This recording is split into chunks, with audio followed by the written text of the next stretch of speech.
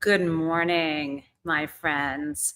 I am thrilled to announce that my dear friend, former news anchor and host of her own YouTube channel, now Katie Phang, will be joining me at 9:15 today.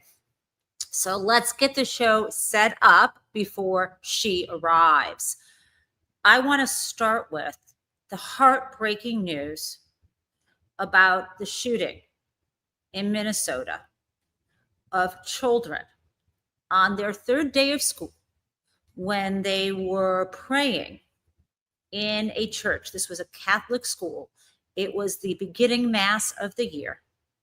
And the children and some adults and some parishioners were in that space, finding their spiritual center, preparing for the coming year, when an utterly deranged person who had 3 weapons they should never have been able to buy barricaded the doors of the church from the outside and began spraying through stained glass windows across maybe 50 or 100 rounds, murdering 2 children and injuring, as far as I know, maybe 20 people altogether. It's not the mental illness. It's not the lack of security. Thoughts and prayers won't stop this. It is the guns. No other country in the world has the same problem, not just with school shootings, not just with mass shootings, but also with the everyday, very tragic shootings in domestic violence cases, in suicides, and on and on and on. This is a huge problem in our country. And we are making incremental steps, but we need to make more. We need to push harder on this.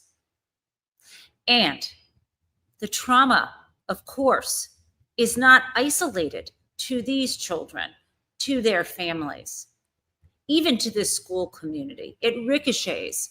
It sprays across the country, terrorizing all of us, putting us in fear for our children, our friends' children, our grandchildren, if we have them. This is not normal. We should not accept it. I want to share with you the courageous voice of a young kid. I think he is 10 years old. Someone, if you were 10 years old, you would be proud to have as your classmate and friend. This is his firsthand account of what happened in school, in the church associated with the school yesterday morning. You know how important it is for me to focus on the voices of the victims. I have no time for the perpetrators. There is mental illness. There is racism. There are all kinds of things that motivate mostly young men in America, but also others. In this case, this was a trans woman, 23 years old. I don't care about their identity. I care about the easy access to guns for someone who was clearly mentally ill. So let's listen to the victim. Like the first one, I was like, what is that? I thought it was just something. Then when I heard it again, I just ran under the pew. And then I covered my head. My friend Victor saved me though, because he laid on top of me, but he got hit. Your friend laid on top of you? Yeah, and he got hit. Is this something that you've practiced before? Yeah, we practice it every month, or I don't know, but yeah, we've never practiced it in the church though. Mm-hmm. Only in school, so it was way different. Mm-hmm. Was your mom super happy to see you? Yeah. Give you a big hug? Mm-hmm. What was that hug like? I just felt relieved, kinda. Yeah. I was very happy. You're really brave, you know that? Yeah. Did you have any brothers and sisters there, or was it just you? My brother's in the sophomore year of De La Salle. He used to go to Annunciation. He got out early because of it. You guys were at like the mass that they do at the beginning Yeah, of school? and then it was like maybe like 3 minutes in, the first shot fired. And then the police were really good because they showed up really quick. Yeah. And did everybody try to make you feel safe? Yeah, But it has to be probably the scariest thing of your life. yeah, it was super scary. What do you want to say to your friend who helped protect you? He's really brave, and I hope he's good in the hospital. And what do you want to say to everyone that had to go to the hospital? I hope you're okay, and I'm praying for you. Okay. What is remarkable is both how compassionate and articulate this young child is, but he's also chewing gum. Now, that gives it a little bit of a matter of fact communication. And that is what is so tragic about this, that this is matter of fact. And this trauma that the kids nearby and through the school are feeling, I can't even imagine it. I want to add that someone that you all might know on Blue Sky, I believe, has children at that school. I'm not entirely sure. I saw yesterday Aaron Rupert, who does a lot of clips, and I pull from his clips often on both Twitter and Blue Sky, posted something yesterday morning to the effect that he was in shock, staring at his computer, and that his children had been involved in some emergency that morning and that they were okay, but others weren't. I sent him a quick note of support, but I'm guessing that this was what it was related to. But it affects all of us, whether or not we had a child in that room or not, in that church or not. Now, I want to draw a connection and a contrast, because when we talk about guns in schools, guns outside of schools terrorizing kids, we must not forget what is literally happening in schools in, for example, the District of Columbia, where there now are federal agents with long guns swarming the outside, kind of almost like a barricade, the doors, as kids leave those schools. How do I know this? A friend of mine who put this up on Blue Sky, who lives in in one of the neighborhoods in Mount Pleasant in Washington, D.C., shared this video. Why are they there? I think they're trying to apprehend kids who were born in the U.S., whose parents might not be documented, or even children who came here who don't have papers. This is terrorizing as well. Let me share that for you. Look at that door. So do we have 12 or 14 agents out today? This is ridiculous. Look at that. Look at that child pulled behind their mother or caretaker, having to go through that gauntlet of masked men with guns. Tell me, my friends, what kind of preparation do children get in this country for armed, masked men outside of schools, outside of churches, outside of hospitals, sometimes inside, in the fields where their parents work? What are the drills for that? This is messed up. And I just hope you understand that for a child, what guns mean, how frightening it is. And when it is the authorities who are endorsing, on the one hand, what you just saw outside of that school, and on the other hand, condemning the other. It all should be condemned. Children should not be living in fear for their lives. That is a fact. Now, I want to pivot for a moment to something that is happening now. And I'm going to get to the sandwich guy when Katie comes on. But I want to pivot right now to one of the leaders that we have not talked about, right? We've been talking about three fabulous governors: Gavin Newsom of California, who is speaking truth to power by mocking the hell out of Donald Trump and reminding him and the world that California is now the fourth largest economy in the world, surpassing Japan recently. Don't mess with California. We've got Governor Pritzker out of Illinois saying, don't come here, Donald. Don't try me. Of course, we have Kathy Hochul of New York stepping up, also being someone who was willing to and speaking out for the legislators from Texas. Well, there are other people besides these three governors. There are other leaders in our communities. And the person that I want to talk about is the president of the AFL-CIO, and that is Liz Shuler. Now, if you're not familiar with the AFL-CIO, it is, I'm going to give you the data here, a kind of federation of unions. So here's the data from their website. It's a federation of 63 different unions, and it's made up altogether of 15 million working people, right? AFL-CIO. Another big federation is ASF-CME. I'm getting these wrong. But anyhow, if you're a member of a union, maybe it's a carpenters union, maybe it's a teachers union, and you have your union, your national union may also roll up under in federation under, for example, the AFL-CIO.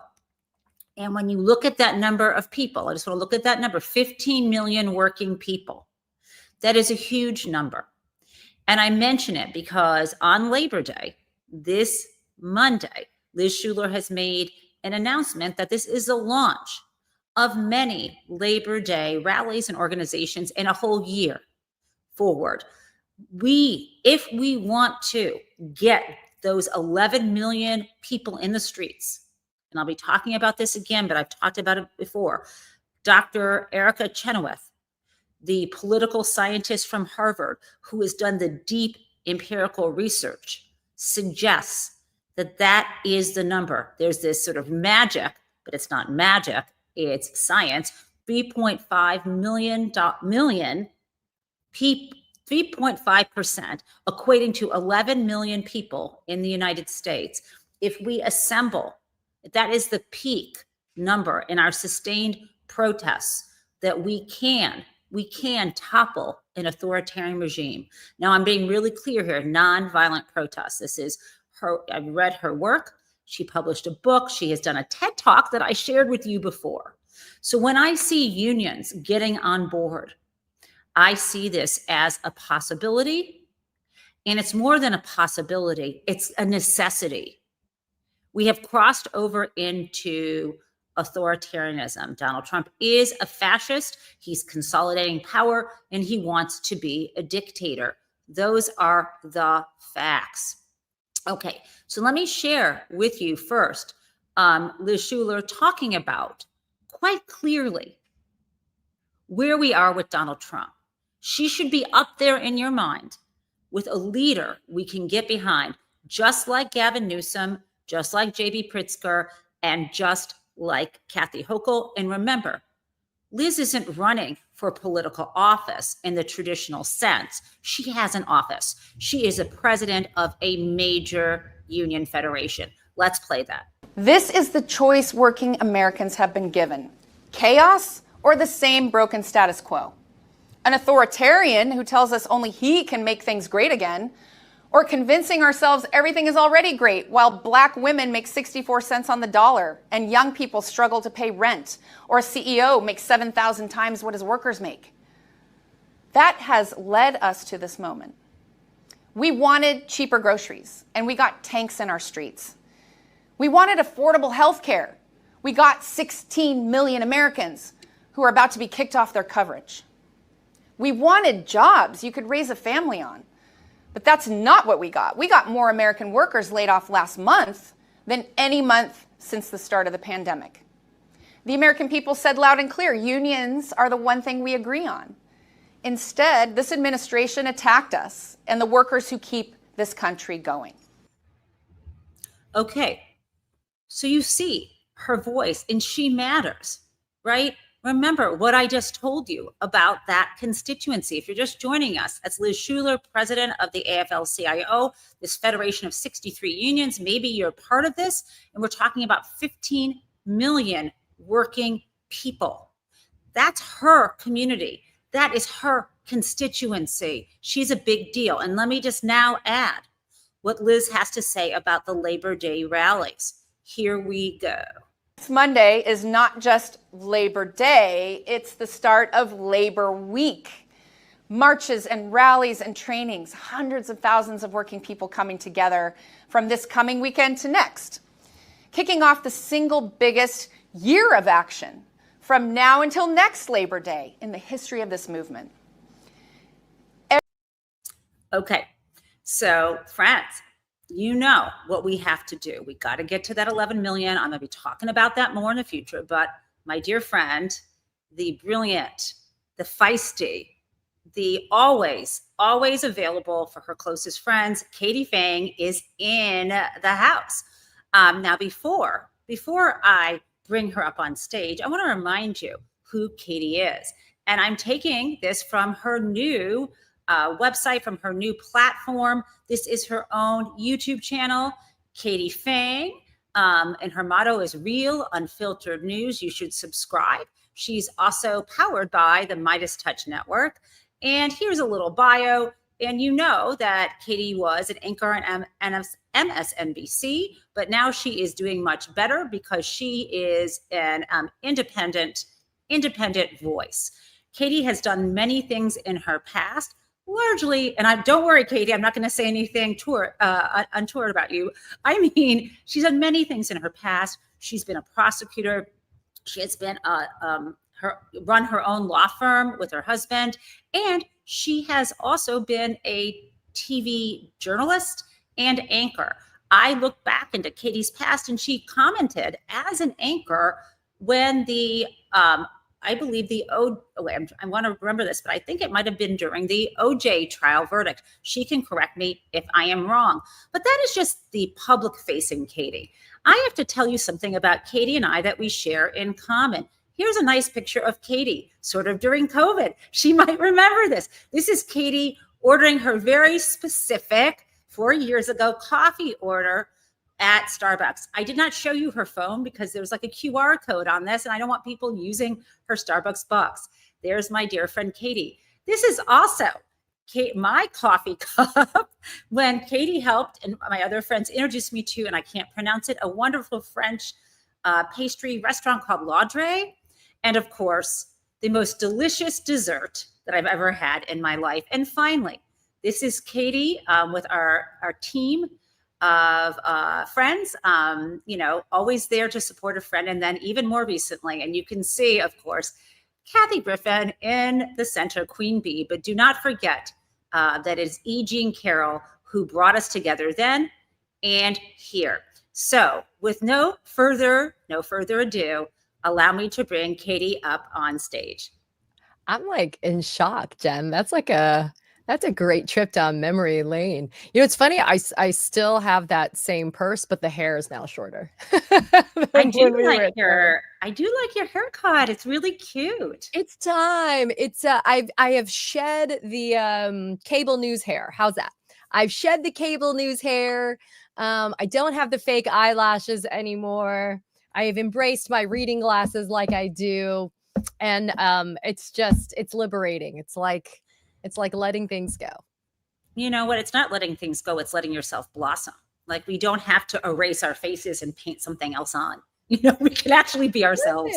And you know, it obviously has a lot more import, but it is true in that I have learned, because, you know, when I first started, Jen, especially in independent media, I was worried that people wanted kind of like the dog and pony show, right? They kind of wanted like the bells and whistles. And I have learned people really don't care. They want to make sure that you are bringing your authentic self, which I did even at MSNBC, right? Like that's something I'm course. incredibly proud of. And that's something that I really had to fight for, by the way, to make sure I could do and maintain and preserve when I was there.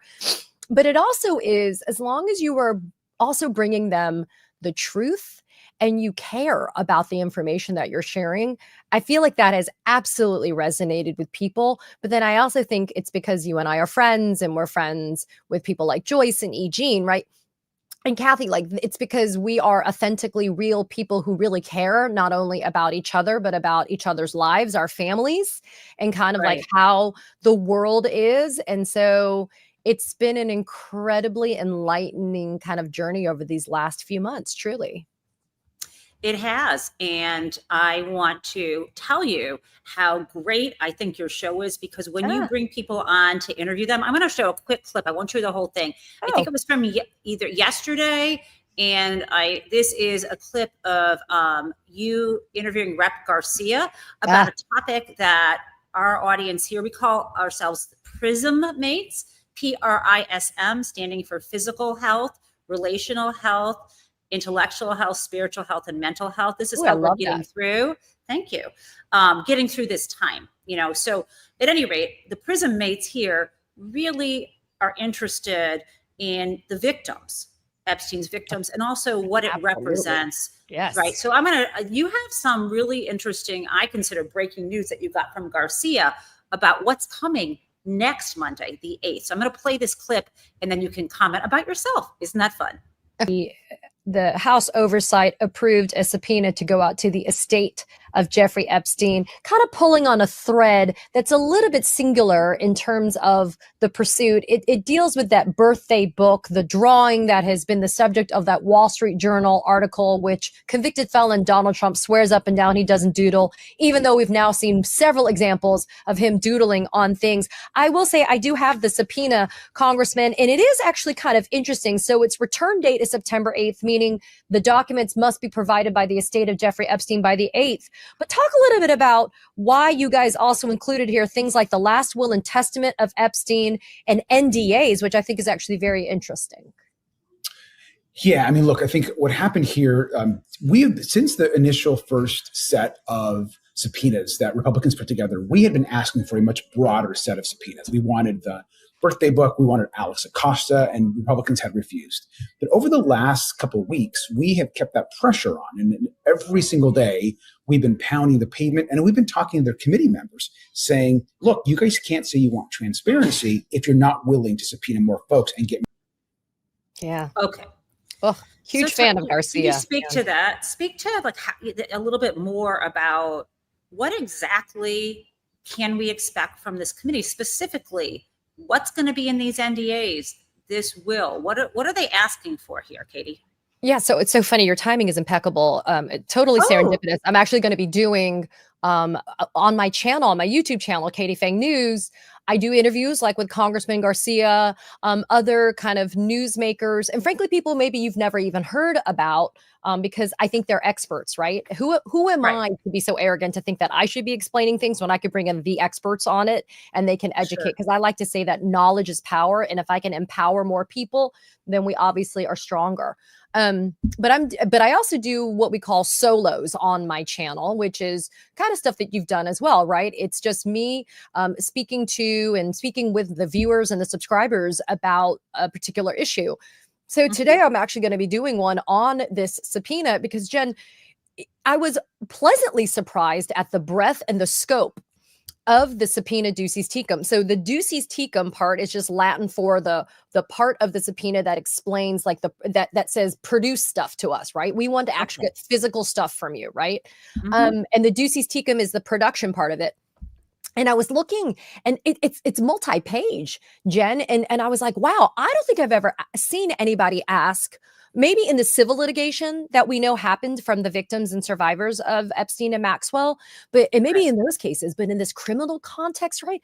I have never seen them ask for the last will and testament. And you would think off the top of your head, like, why would somebody care about to whom or to what entity or what would be the disposition? But as you know, because your incredible insight and following the money has led to exceptional writing, books, and analysis, Keep talking. But sometimes when you follow the trail, whether it's the money trail, which we know Senator Ron Wyden has been doing vis-a-vis Epstein, when you follow the trail of the evidence, in the immediate sense, it may not have relevancy or impact to you, but it may lead you down to something else. And so when you look at something like the last will and testament, it may be a big flag as to who Jeffrey Epstein thought was important enough to be able to get certain things. And what if it references in that last will and testament a book, a list, maybe the location of something that could speak to the identities of the co-conspirators? Because remember, Jen, it's only been Jeffrey Epstein and Ghislaine Maxwell that have had to face criminal accountability for their wrongdoings in a shocking multi-decade, experience of crime. It's only been two people. And so I look at something like that. I look at the NDAs. Who are they trying to shut up and silence? We know that there are people that worked with them, that worked as assistants, that worked in other capacities. Maybe those are non-starters, or maybe they know something. And So we know NDAs are challenged too legally, Explain you and I know what the NDA means. Can you spell that out? Yeah, I'm sorry, because normally I'm pretty good about this. The NDA is the non-disclosure agreement. It is a binding contract. Well, binding, I'll put in quotes, and I'll explain in a second. But a binding contract that's entered into by and between people for in the exchange of what we call consideration in the law, meaning something of value that is given to you in exchange for you to not speak. Something of value could be money. I could pay you, Jen, $10,000 to not speak about the time that you and I went to Cabo. Something like that, right? We didn't go to Cabo, but honey, it's going to have to be more than 10,000. Well, there you go. And the trip.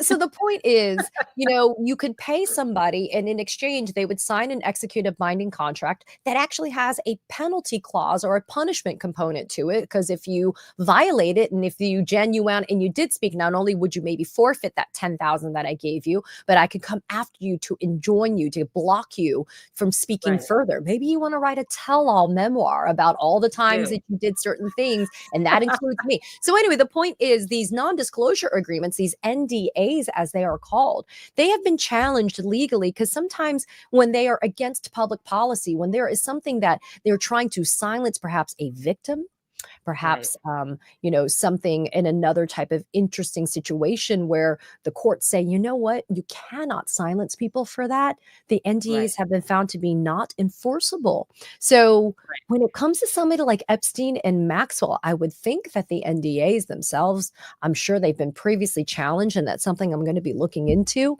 But why and who are you trying to shut up? Because those people probably know a lot of stuff that maybe Congress could be interested in knowing. So I am optimistic that this estate of Jeffrey Epstein, which really doesn't have a dog in the fight per se, that maybe the estate is generous and is not like the Department of Justice led by Pamela Jo Bondi, law lackey, as I like to call her, to Donald Trump.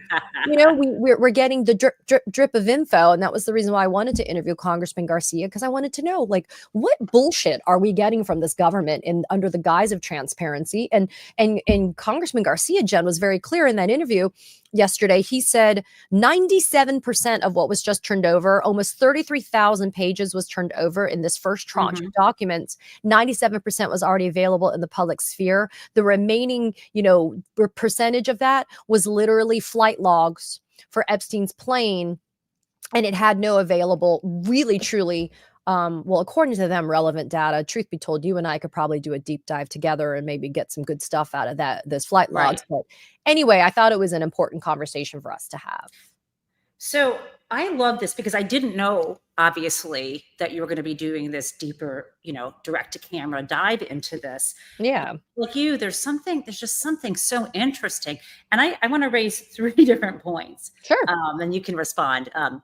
First, if it's a will, I'm wondering what the trust documents say too, because sometimes wills will reference those. Secondly, let's set that aside. The NDAs, I love your conversation about this. It's so important for people to know this, because they might not appreciate, a lot of people think, well, someone signed something and they agreed to something, it must be enforceable. Well, it's not always the case. And especially, as you mentioned, if there's a public policy, but also you mentioned those penalty provisions. We refer to them as, liquidated damages. Mhm. And sometimes the amount is so high that it can't be enforced because it's considered a penalty, not a sort of negotiated breach of contract. But the most important thing I want to ask about the NDAs is who is the counterparty? Because I love what you're saying. If the counterparty is his estate, they've got no dog in this fight anymore. He's gone. If this was a non-disclosure to protect him in some way, they could just let it go. But I wonder if there are other counterparties in these NDAs or an entity. I don't know. I'm just really interested. But of course, I'm even more interested in if some Epstein entity is on one side, who are the people he was trying to silence? Yeah, that's what I want to know. And I guess the biggest fear is this is a Republican trifecta of the House, the Senate, and the Oval. And I know that the cover up is a very big part of this thing when it comes to the Epstein files. And so for me, I'm grateful for somebody like Robert Garcia who just keeps on pushing and forging ahead. He's relentless, as I introduced him. I think it's a fantastic adjective that all Democrats should be aspiring to. We should be relentless when it comes to transparency and accountability. But my fear is when will we be able to see it? Because the value, again, of what's turned over is relative. And, it may not be immediately available or immediately, kind of recognized by people on House oversight.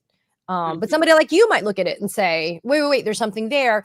So everything that's being turned over is being turned over, and then I think it's gone through, and then I'm hoping all of it ends up being made public. But there's these interviews that are being done behind closed doors. We don't have those transcripts, like former Attorney General Bill Barr. But also, I did mention Alex Acosta, the U.S. Yes, attorney. talk more about that. Yeah. Ooh. So I have been on a warpath about Alex Acosta. So Alex Acosta was the United States Attorney in the Southern District of Florida in the mid-2000s when Jeffrey Epstein got his now infamous sweetheart plea deal. So in the mid-2000s, starting around 2005, a federal grand jury was impaneled to investigate Jeffrey Epstein. And it's tragic because that's 20 years ago and about 14 years before he died. Note, I didn't say he killed himself before he died. And in exchange for him not being charged with federal crimes, a non-prosecution agreement, an MPA, was entered into by and between Epstein and the Southern District of Florida. He actually pled guilty to 2 state felonies and got 18 months in jail, but really it was work release all day, and all he had to do was spend the night in jail. And I'm not. I call that rape release because that's what was going on. But well, there you go. And I'm not poo-pooing jail. Let me be explicitly clear. I wouldn't want to spend a minute in jail. I actually have respect for our criminal punishment code and our criminal punishment system, and so I don't think jail or prison should be, considered to be a cakewalk in any capacity. However, when you're Jeffrey Epstein, you've done all this horrific shit. I do think, 18 months on state crimes is bullshit. But Alex Acosta mysteriously has never been asked to speak to what happened here. And Acosta got awarded the Secretary of Labor position in Trump 1.0, the first Trump term. And then when several of the victims and survivors of Epstein came forward and sued and made big noise about the fact that the victims, rights were violated pursuant to the Crime Victims' Rights Act. There was so much fallout from this that Trump basically kicked Acosta to the curb, which I think is also yet another red flag about the nature of the relationship between Trump and Epstein, right? Like if you're Trump and you didn't do anything wrong, what the fuck do you care if Acosta is still your Secretary of Labor and he was the guy who authorized and approved the sweetheart deal with Epstein? And then Acosta kind of fell off the radar, and he's been kind of not the target of any of these inquiries. And I've been like, hello, where's Acosta? Where's Acosta? Exactly. And finally, House Oversight has agreed to depose Alex Acosta. But again, it's because, according to Congressman Garcia, he and other Democrats and the American people have been relentless about this. And I really want to emphasize this, Jen. We, through you and your show and through all of the analysis and all the stuff we're doing, we have to keep this going, because if we keep it going, then there is a crack in the dam of support of trying to defend Trump and this administration. Katie, I'm so glad you talked about the very unprecedented concept of a federal prosecutor deciding to drop federal charges and let you plead to some less damaging state. But I want you to also elaborate on the other very weird thing about this non-prosecution agreement in terms of who benefited from it, because it wasn't just Epstein. It's really weird. Yeah. Remember this? Yeah. they No, don't no, no. I name- know the Go co-conspirators ahead. clause. Yeah, yeah. What it's is good. that? I'm concerned about how can you have a co-conspirators clause when is somewhere, this is you as a, former prosecutor. Yep. In order for someone to claim the benefit of that, wouldn't they have to be in the radar, or could anybody? Because obviously Ghislaine Maxwell is trying to, by the way, in her Supreme Court That's the issue. case.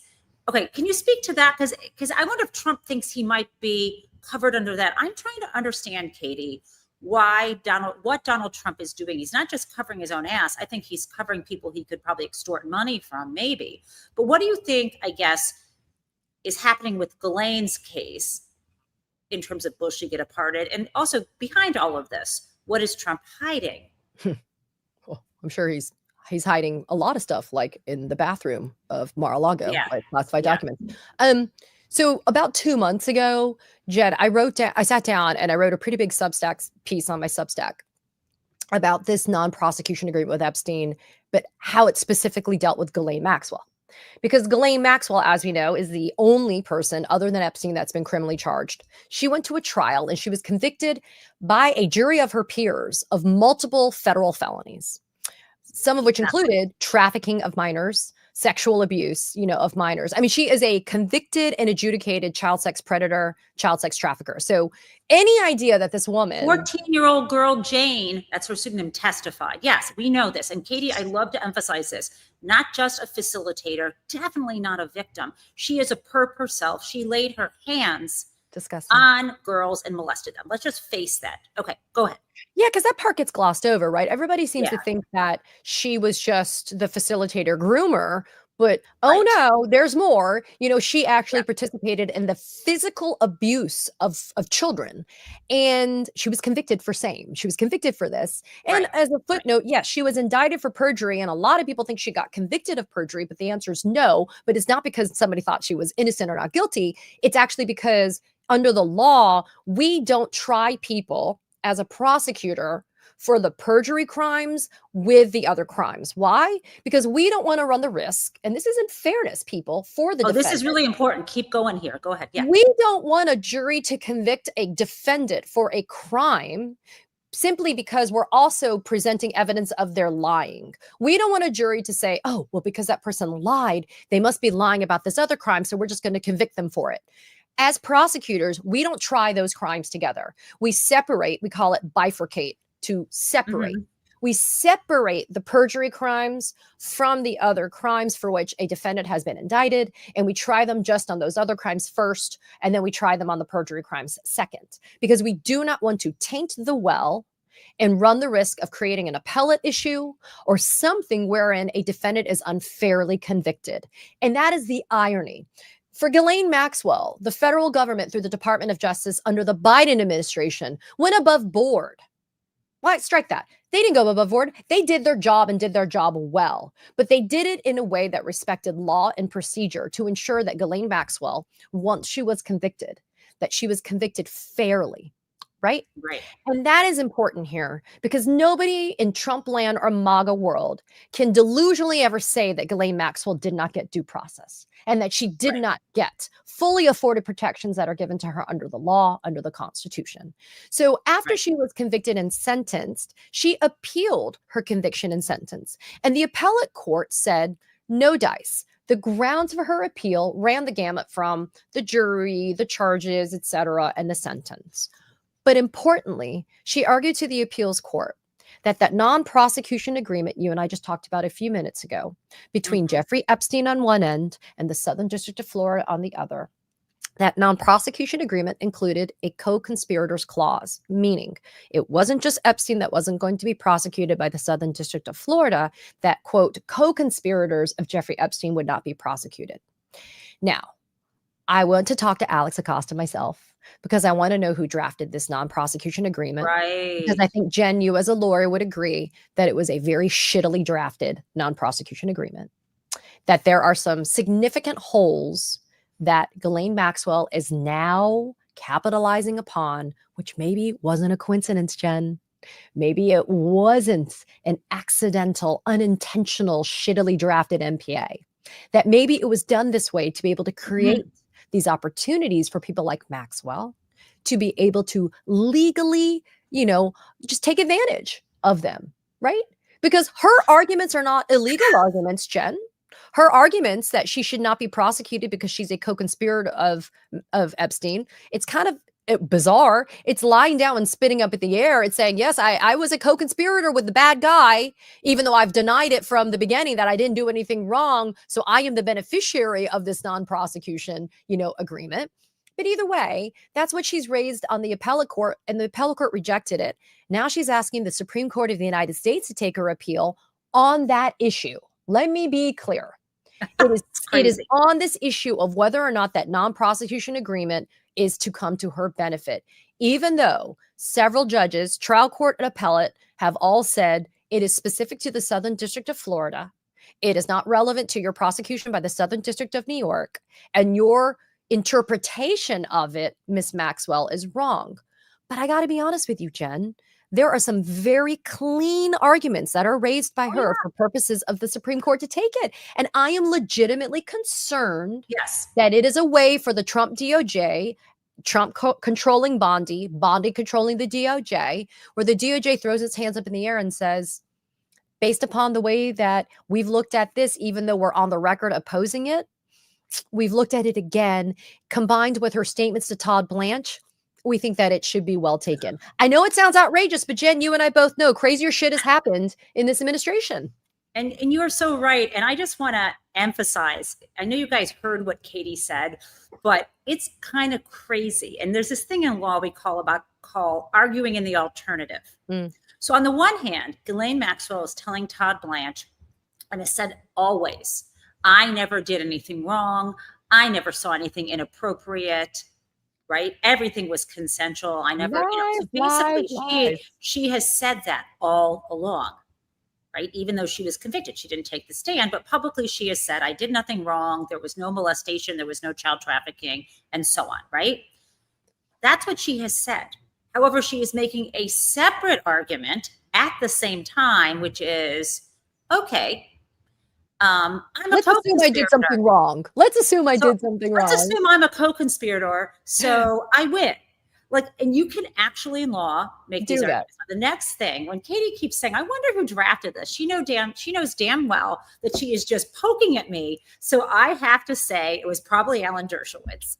And then I'm going to go on a rant, because I don't know if you remember this, Katie, or you know this, but Alan Dershowitz was my crim law professor at Harvard. Oh, I didn't know. Oh, yes. Shut the front door. Seriously. I also had Larry Tribe for common law and Liz Warren for Larry Tribe. I'm dropping names. Next level. Yeah, love him. Dersh. And I was excited to have him because he was like this famous lawyer until I got in his classroom and realized what a fucking asshole he is. Oh, was he like really arrogant with you guys? So much. And when I would talk to him just after class, before I got into big debates with him, he had the meanest eyes. I've got so many stories about Dersh. But he was obsessed with rape. What? And you can go on Harvard's website and you can still see the exam. I went back recently because of the trauma to see the exam he gave us. And the whole hypothetical was about rape. And what he was trying to get at is the nature of consent. And I used to get into these arguments because he wanted the law to be, when it came to consent, that silence was consent. He thought that unless you affirmatively said no, you were open for sex. That's a and I raised my hand from the back of the classroom where I was knitting, Katie, because I would always backbench and knit. So I'm sitting there knitting. And I remember raising my knitting needles because I was raising my hand. What an asshole I was. Okay. But anyway, so I'm there, and because he was saying he kept saying it's too complicated in the heat of the moment for people to, people want to be spontaneous. They don't want to have to use words like yes, it kills it. And it's too hard to remember that. Because I suggested, why don't we require a yes? And so I raised my hand and I said, well, wait a second. Let's look at the upside and the downside. If you have your rule, the downside is someone doesn't get a little sex. But for your rule, you're thinking that's terrible. But the downside for the victim is they were raped. I said, the downside with your rule with Dersh is that a victim is raped. The downside with my rule is people may have had sex, but they weren't clear about it, so they don't get sex. I said rape is much worse. And then he said to me, literally, I remember something like, that's too complicated and nuanced. And so I raised my hand again, Katie, and I swear to God, I said, it's not that complicated. I saw it discussed on Oprah the other day or something to that effect. And this is the kind of person I was in my class, and the people I'm laughed. glad. I was a jerk, but I was No, like, that not was at kind of all. person. You should challenge people always. Yes. Oh, I had to apologize to Larry once recently at a conference because I also challenged him. He had argued Bowers v. Hardwick, which was the case about one of the first cases about gay rights. And I told him he made the wrong arguments that he should have made. I explained to him it should have been an equal protection and not due process argument. And I had explained it in class. And I'm, well, how arrogant, I'm not a constitutional law, but he said, you were probably right years later. But that's, I like students who challenge me. You should. Yes. You should love the kids. I'm sure you do, that are like trying to see it from a different angle and trying to explore something in a way that we don't do. Because we get very stuck like in our rut of how we think. And it's just it's natural. It's a natural bias that we have. Doesn't make it right. It's just a natural bias we get after all these years, Well, let's go back to Dersh. Alan Dershowitz has been many times, he's been affiliated with Jeff Epstein. He claims he was a friend. He claims that he got massages from an old lady and kept his underwear on, right? We know this about Dershowitz. So here's the deal. In addition to the Crime Victims Protection Act, when they weren't notified or given a voice with this weird settlement, essentially clearing Epstein and any of his co-conspirators from federal charges and what would have been a public outcry and probably prison. What does it mean that someone who could have been involved also drafted this? I mean, I don't know if that's a conflict of interest or if it's on the same side, but certainly this should be more exposed, I would think. I don't know if it's just Dershowitz. Let me be very clear. Jeffrey Epstein had an army of very well-paid criminal defense lawyers that were assisting him in the federal investigation that did not result in the prosecution and the actual state court prosecution. And you know who else we haven't heard from too is the Palm Beach County State Attorney at the time, who was also an active participant. Because any of this stuff at this level, Jen, and I speak from experience, it has to be approved at the highest of levels. Like these are not crimes. This is a high profile media case and investigation. And so it has to be approved at the highest of echelons of authority in these respective offices. In having been at relatively high levels in prosecutors' offices, it really kind of galls me that this all went on. And I know off the record, having spoken to people that were working at that U.S. Attorney's Office back then in the 2000s, some of whom were actually involved in this. I will share with you privately, well, as privately as it is with your viewers and subscribers. Don't tell me. This is a Gen Taub exclusive. There was an active push by the lower AUSAs, the lower federal prosecutors, to just get this in front of the grand jury. If the grand jury indicts, it's not on us, right? As in, like, it's the grand jury convening and indicting Epstein. And the push was, we have the investigation done. We have a draft indictment prepared. Right. Just let us put it in front of a grand jury. And they were told no. Holy shit. Can you get any of them on camera, at least with their faces blurred, to talk to you, Katie? That would be unbelievable. I mean, I've tried. But the reason why I share this with you is because I just want people to understand that the cover-up is not just 2025 drip, drip, drip information, bullshit Ghislaine Maxwell audio and transcript vis-a-vis, Todd Blanche having cocktails with her, right? Like, that's not the real cover-up. The real cover-up began in 2005. Right. And for something to go on for 20 years in such a way, it's almost like UFOs, right? It's almost like it's like these and I'm not a conspiracy theorist, Jen, but I got to tell you, it takes a certain finesse to keep this shit silenced for so long. Well, And you don't have people to have be to be conspiracy. actively doing it, though. This is active concealment, I guess is what I'm trying to say. Uh-huh. This is not people not interested in it, Jen. This is not people that have forgotten about it, because it has been a part of our discourse, at least culturally, for the last 20 years. So, Katie, I So, want to throw one thing Yeah. into the mix, which you might think I'm wearing a tinfoil hat, except I'm going to pull up a New York Times article so that you don't actually think this. I would never Um, think that about you. Oh, well. Okay. So this is a piece, and this has come up recently again because of the new book about, the royal family and Prince Andrew. Ah, But this piece is from 2024, and it was updated in June. The headline is "Once a sheriff deputy in Florida, now a source of disinformation from Russia." And you may have heard about this guy, John Mark Dugan. He literally worked in the Palm Beach County Sheriff's Office, and he goes by Bad Wolf. He's very much involved in disinformation in the United States, and he is someone who claims he received political asylum in Moscow. oh Jesus. And he claims, this is a piece about how he was involved in those troll farms, like the Internet Research Agency, all the stuff in the Mueller report.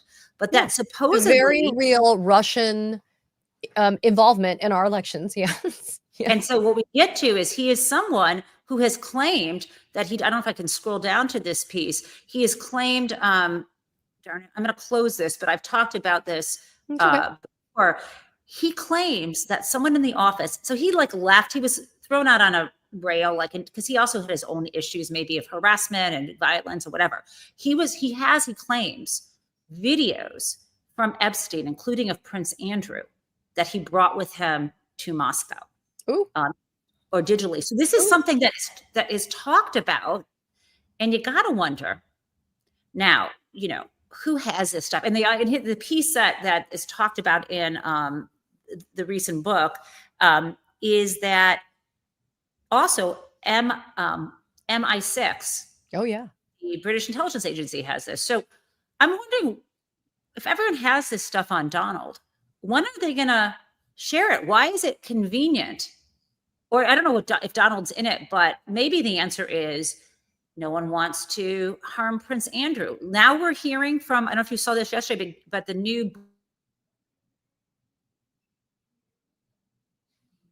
victim who was recruited from Mar-a-Lago, it's now saying apparently that Henry Kissinger is on the list. Henry Kissinger. Look, there's a reason why Todd Blanche did inartfully and in a very bad way with this questioning with Ghislaine Maxwell. There's a reason why he was trying so hard to have Ghislaine Maxwell commit to this idea that there's no opportunity for blackmail or extortion that Jeffrey Epstein or even her, that either of them would have had. And yet we all know that there has to be some measure of compromise that exists to keep people quiet for this long. So it's either the combination of the NDAs that are keeping people quiet, this possession of compromise, because listen, people doing these bad things, we're not doing these bad things in Motel 6s. People doing these bad things, we're doing these things at Jeffrey Epstein properties. And may I add, the subpoena ducis tecum also asked for video surveillance from Jeffrey Epstein's properties. Oh, okay. And that, they have, the FBI got that at the raid in 2019. So my point is, there's all of this information, but if you are the estate of Jeffrey Epstein, people, executors, and you're holding on to the stuff, who knows where Jeffrey Epstein put all of his stuff, right? I mean, this guy had multiple properties, he had a lot of wealth. I mean, he had means. We know this firsthand, right? Wealth equals means. And so this is why, people like to poo-poo the value of our judicial system. And they like to poo-poo, well, he just gets off as in Trump, or, there's no accountability. And really, Jen, I am such an advocate for saying, please always be a believer. I'm not a naive person. I have been on this earth for 50 years now. I have gone through a lot of shit. And I will tell you, as a lawyer, as a person, you still have to believe and have faith in our system. Because when you don't, it's anarchy, right? It's like we don't have laws, we don't have anything, right? You always have to be a believer. And I'm still a believer in our rule of law. I am too. I mean, we're in a very tough space but every victory is something to savor. Now, Katie, in the last couple minutes of the show, I always do something called Crazy Town. Will you join me? Of You're course. like, maybe. Okay. So there's a little music, a little dance, and then I'm going to show you a clip and you can comment on it. You can just do your own kind of dance. Here we go. Okay, cool. Can't wait.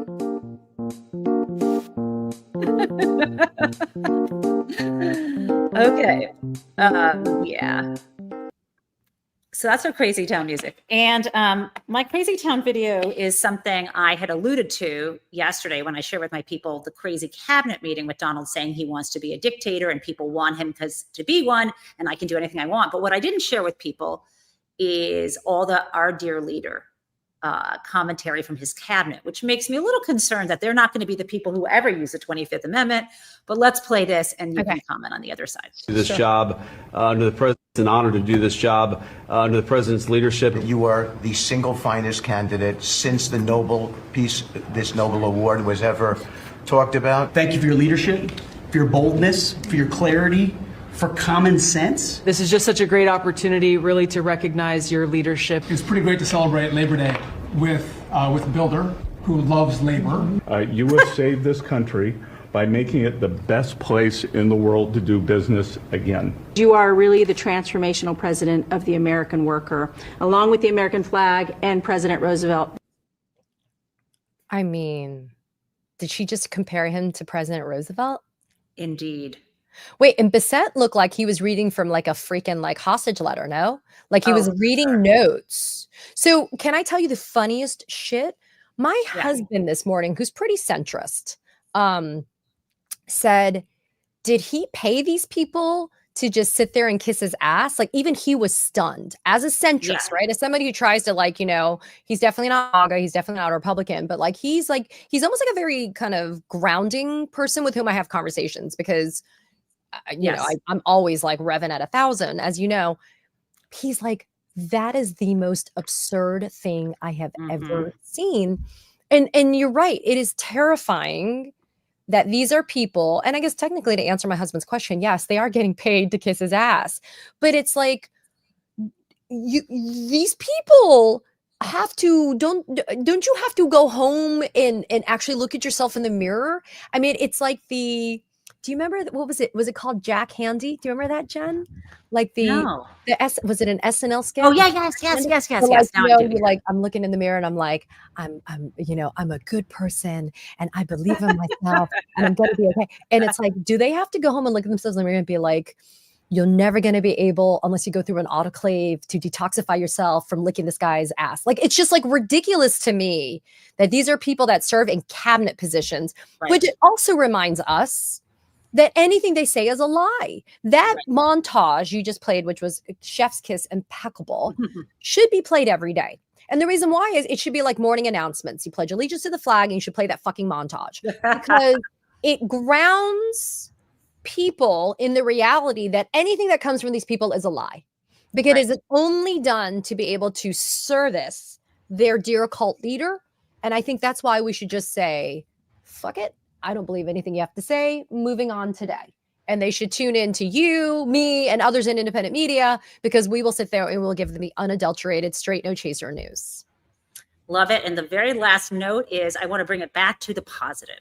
You said believe in our courts. Well, guess what? It turns out the grand jury would not indict a ham sandwich after all. What are your thoughts on that before we part?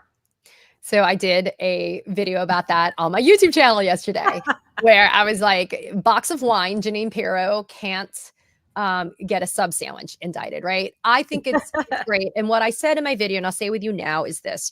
It is a very eloquent and beautifully legal form of civil disobedience that you're seeing from these grand juries in DC and LA that are refusing to indict defendants that have been arrested during the LA, invasion, as I call it, of National Guard, Marines, and other law enforcement into LA in June. And then here in DC, it has been the federalization of DC, and whether or not there's a really nuanced way that justifies Trump being able to do what he's doing. Everything he's doing is grounded in a lie. There is no invasion by Tren de Aragua to justify the Alien Enemies Act. There is no violent crime wave that is happening in Washington, D.C. There is no, riots that are burning down federal buildings in LA to justify what happened there. There will not be anything that is real that is happening in Chicago, Baltimore, or any other blue city that dares to stand up to Donald Trump.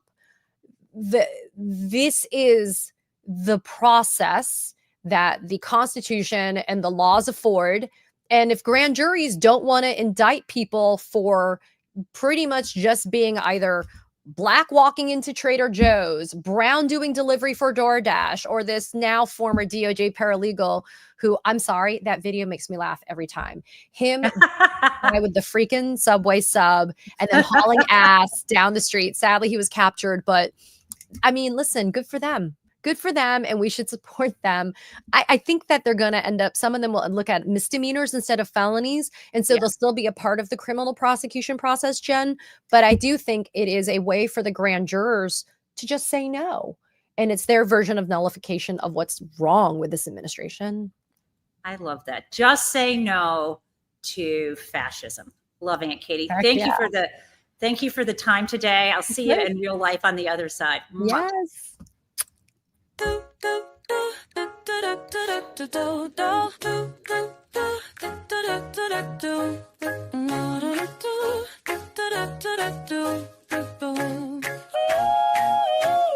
Hello, prison mates. It's the Jen Taub Show. Well, welcome everyone. Let's learn about what is happening in politics yesterday and today. There was hope, and we are together in this democracy we work for.